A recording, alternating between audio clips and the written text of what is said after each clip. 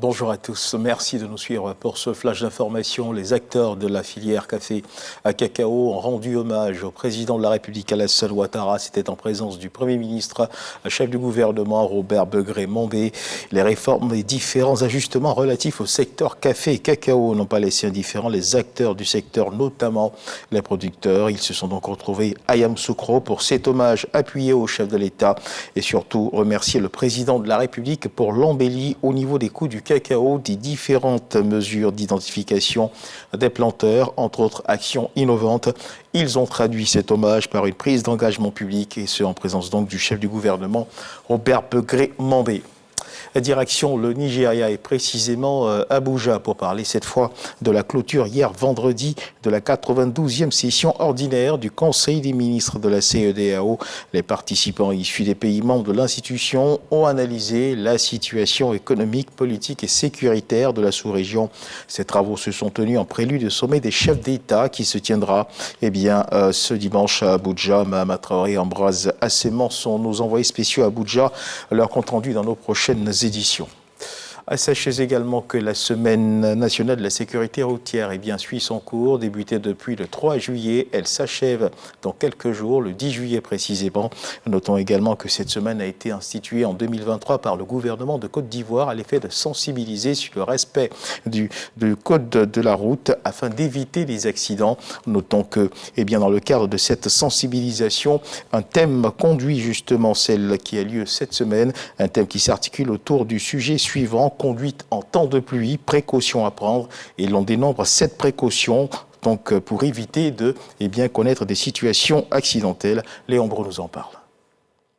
Alcool ou téléphone au volant, excès de vitesse, en plus de ces interdits, l'OSER, l'Office de sécurité routière, conseille aux conducteurs 7 précautions pour éviter les accidents de la circulation en ces temps de pluie. Les essuie-glaces, ils doivent être fonctionnels et les balais, ils doivent être en bon état. Quand ils ne sont pas en bon état, la visibilité sera réduite. Il faudrait qu'on ait de bons pneus et de bons phares. Observer la distance de sécurité. Il faut rouler à vitesse modérée. Il faut éviter des changements de direction brusques.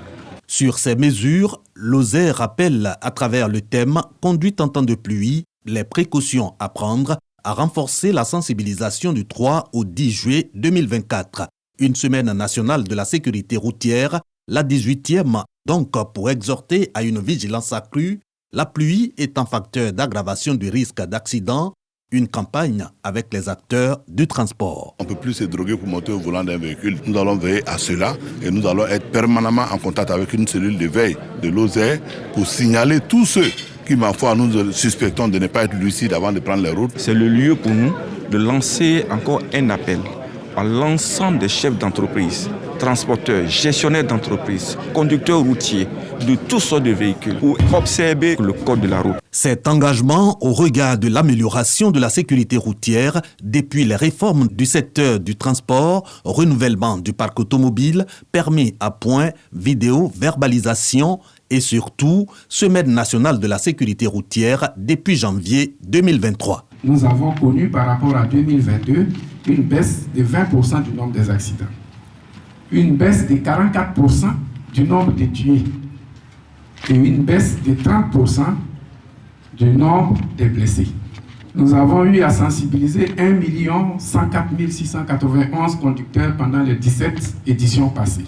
Adhère également à la 18e Semaine nationale de la sécurité routière, la préfecture et les districts autonomes d'Abidjan.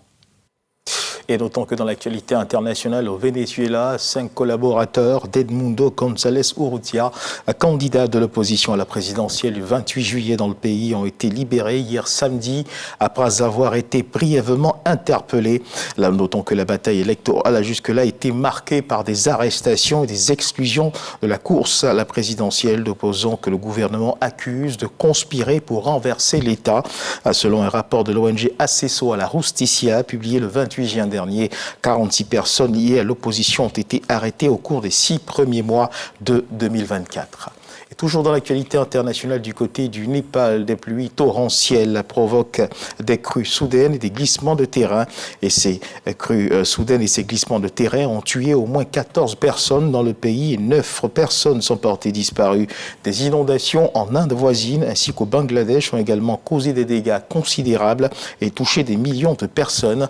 Notons que les autorités népalaises ont mis en garde contre de nouvelles crues soudaines de plusieurs rivières après de fortes précipitations observées cette semaine. Et pour terminer ce flash d'information, on termine avec l'annonce du Dimanche Magazine. Dans le cadre du magazine du dimanche de 13h, nous recevrons M. Célestin Koala, directeur général du logement et du cadre de vie. Avec lui, nous parlerons du lancement officiel du projet de construction de 25 000 logements en location, vente et en location simple. C'était à la cité policière BAE de Yopougon, une cérémonie de lancement qui s'est tenue sous la présidence du chef du gouvernement, Robert Begré-Mambé. 25 000 logements sociaux seront donc construits dans ce projet. Il s'agira pour nous de comprendre la mise en œuvre de ce programme. On se retrouve donc à 13h pour en parler. Merci de nous avoir suivis. Ce flash est terminé.